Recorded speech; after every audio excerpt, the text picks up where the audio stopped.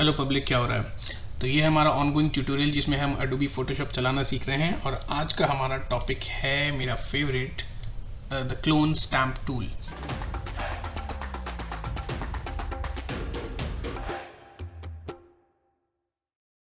Okay, तो इस first of all इसमें जाने से पहले इसका नाम का मतलब समझ लेते हैं। क्लोन स्टैम्प टूल का मतलब ये होता है कि ये किसी भी एक एरिया को पहले तो क्लोन कर लेता है कि भाई उसके आसपास जैसा क्या है, एंड देन फिर आप वही सेम चीज़ कहीं और पेस्ट कर सकते हो, कहीं और यूज़ कर सकते हो। तो जैसा कि इस इमेज में दिख रहा है, इसके प्रीव्यू में वो फूल अच्छे लग रहे थे तो डिज़ाइनर ने उन्हीं फूलों को दोबारा और एक्सटेंड करके आगे भी पेस्ट कर दिया।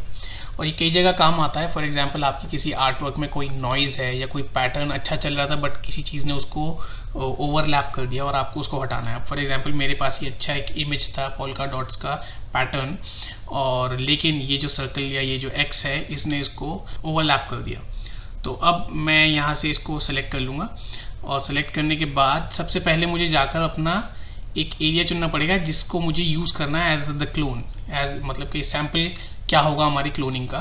तो लेट्स से मैं यहाँ पे आके अपना कर्सर रख के, बाय द वे ये करने से पहले आप साइज़ देख लेना अच्छे से, क्योंकि फॉर एग्जांपल अगर मैं बहुत छोटा साइज़ लेकर चलूँगा, लेट्स से अगर मैं ब्रैकेट ओपन वाला कीबोर्ड का बटन लेकर के अगर मैं ये वाला साइज़ लेता हूँ, ये इस पे क्लोन करना बहुत मसला रहेगा क्योंकि बहुत छोटा साइज़ ले रहा हूँ मैं।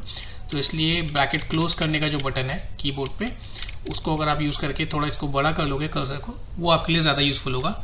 डिपेंड करता है आपका ऑब्जेक्ट कितना बड़ा है। तो इस केस में हमारा एक्स और हमारा सर्कल काफ़ी बड़े हैं तो हमें ये बड़ा कर्सर यूज़ करना पड़ेगा। लेट्स से अब मैं इस एरिया को यूज़ करना चाह रहा हूँ, तो मैं आकर यहाँ पे सबसे पहले देखूंगा ये क्या हुआ है मेरा, क्या कहते हैं, हार्डनेस का मतलब ये होता है कि क्या मुझे एजेस चाहिए या कि मुझे थोड़ा ग्रेजुअल चाहिए। अभी यहाँ पे 0% हुआ है हार्डनेस, इसका मतलब ये है कि बिल्कुल ग्रेजुअल होगा, इसमें कोई एज नहीं होगी, जो कि ठीक नहीं है। हमें थोड़ी सी एज चाहिए, इतना डिफ्यूज्ड, इतना स्मूथ नहीं चाहिए हमें। तो लेट्स से अब हमने चूज़ कर लिया इसको, और अब हम यहाँ पे इस एरिया पे आके अल्टर दबाएंगे जिससे ये क्लोनिंग कर लेगा। अल्टर दबा के हमें लेफ्ट क्लिक करना है जिससे ये क्लोन कर लेगा। अब जब मैं इसी को नीचे लाऊंगा तो ये मुझे एक प्रीव्यू दिखाएगा कि कैसा लगेगा लगने के बाद। तो जब मैं खुश हूँ उस प्रीव्यू से, जहाँ से मैं खुश हूँ वहाँ से मैं लेफ़्ट क्लिक होल्ड करके उसे पेंट करना शुरू कर सकता हूँ। तो वो वही मेरा आर्टवर्क यहाँ पे क्लोन हो जाएगा, लेकिन हमें एक लिमिट तक क्लोन करना है। लेट्स से अगर मैं यहाँ तक करूँगा तो ठीक है, अगर मैं इससे नीचे जाऊँगा तो वो जो सर्कल शुरू हो रहा था एक्चुअल इमेज में वो नीचे आने लगेगा। मैं आपको दिखाता हूँ, ये देखिए। तो ये इसलिए हुआ क्योंकि हम ज़्यादा नीचे आ गए। तो इसलिए अगर मैं इसको कंट्रोल जी करके दोबारा से शुरू करता हूँ और सिर्फ सेमी सर्कल पे रुक जाता हूँ, यहाँ तक सही है। मैं अब क्या कर सकता हूँ, इस बाकी हिस्से पे करने के लिए मैं दोबारा यहाँ से क्लोन टूल ले सकता हूँ, ऑल्टर दबा के, और फिर दोबारा से नीचे आके मैं उसको यूज़ कर सकता हूँ, लेट्स से यहाँ से। तो अब मैंने जब इसको किया मेरा पूरा पॉइंट कवर हो गया। अगेन शायद इतनी सफाई इसमें नहीं लग रही क्योंकि ये पूरे आर्टवर्क में ग्रेडियंट है, यहाँ से ये ऑरेंज है और यहाँ से ये येलो है, तो इसलिए जो कलर्स की फ्लो है वो थोड़ी चेंज हो रही है। तो शायद इस सिचुएशन में ये टूल बेस्ट ना हो, लेकिन क्लोन टूल ओवरऑल कई चीज़ों में बहुत यूज़फुल रहेगा। अब जैसे फॉर एग्जांपल इस एक्स के केस में मैं यहाँ पे आके सेलेक्ट करूँगा और मैं ऑल्टर दबा के क्लोन करूँगा। बाय द वे, क्योंकि मैंने आपको हार्डनेस का बताया था इसमें, तो लेट्स से अगर हम हार्डनेस को सेलेक्ट करते हैं और मैं इसको कंप्लीट हार्ड कर लेता हूँ तो मैं आपको दिखाता हूँ उसके नुकसान क्या है। तो लेट्स से मैंने इसको कंप्लीटली हार्ड कर लिया और अब मैं इसको दोबारा से क्लोन जब लूँगा, ठीक है। अब जब मैं इसको क्लोन करता हूँ 3, 2, 1, दोबारा से आप देखोगे यहाँ वाला जो क्लोनिंग थी हमारी उसमें थोड़ा डिफ्यूज थी इसकी एज, मतलब थोड़ा हल्का हल्का बाउंड्री दिख रही थी। यहाँ पे बाउंड्री बहुत ज़्यादा क्लियरली दिख रही है, वो इसलिए क्योंकि हार्डनेस हमने बढ़ा दी है, एजी बहुत ज़्यादा हो गया है वो। तो वो मैं यूजुअली 50% ज़्यादा अच्छा रहता है, बट अगेन वो डिपेंड करता है आप किस आर्टवर्क पे यूज़ कर रहे हो उसको, ठीक है। तो अब इसको दोबारा 50 पे करके दोबारा एक्स पे ट्राई करते हैं हम। तो यहाँ से हमने क्लोन लिया और फिर यहाँ पे हमने एक्स को क्लोन किया हाफ, ठीक, ये हो गया। दोबारा यहाँ से लेकर के हमने इसको यहाँ से कर दिया, तो ये हमारा एक्स क्लोन हो गया। अब देखिए 50% पे ऑलमोस्ट एज नहीं दिख रही हमारी यहाँ।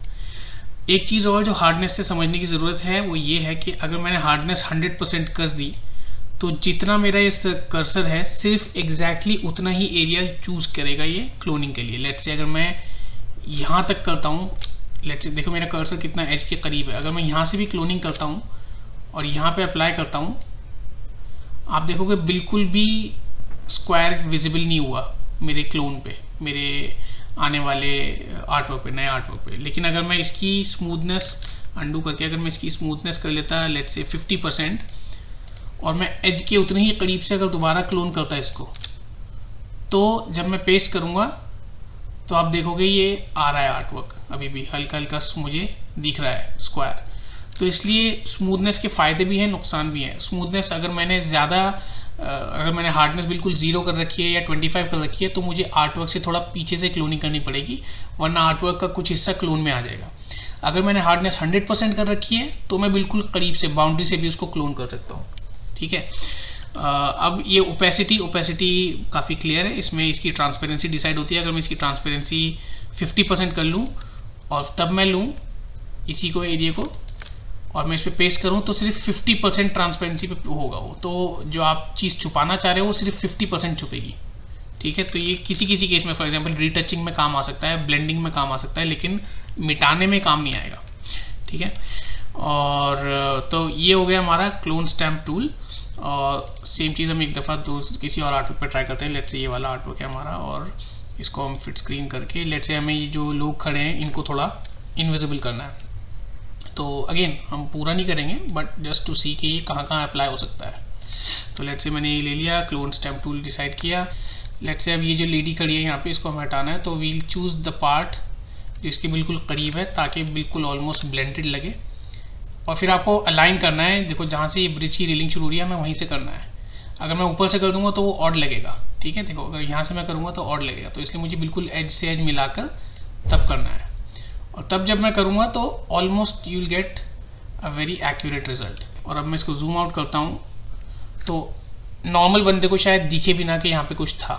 ठीक है, ऑफ कोर्स ये आप तभी यूज़ कर सकते हो जब आप एक बड़े आर्टवर्क पे काम कर रहे हो। अगर आप एक बहुत छोटे आर्टवर्क पे काम कर रहे हो जहाँ पे शायद चीज़ें बहुत क्लियरली नज़र आएँ, तो वहाँ पे ही इस तरह की मार्क्स आपको नज़र आएंगे, फिनिशिंग में प्रॉब्लम होगी। उसके लिए एक बेहतर टूल है आपका स्पॉट रिमूवल टूल, जिस पर मैंने पीछे एक वीडियो बना रखी है ऑलरेडी, तो आप चाहो तो मैंने लिंक इंक्लूड कर दिया, आप उसको देख सकते हो। तो स्पॉट रिमूवल टूल इसमें ज़्यादा यूज़फुल रहेगा। लेट्स से मैं अगर इस एरिया को सेलेक्ट कर लूँ, स्पॉट रिमूवल टूल इसको डायरेक्टली रिमूव कर देगा। ठीक है, बट अगेन हम यहाँ पे किसी स्पॉट को रिमूव करने की बात नहीं कर रहे हैं, किसी पैटर्न को आगे बढ़ाने की, एक्सटेंड करने की बात कर रहे हैं। ठीक है, चलिए तो हम अगले में मिलते हैं।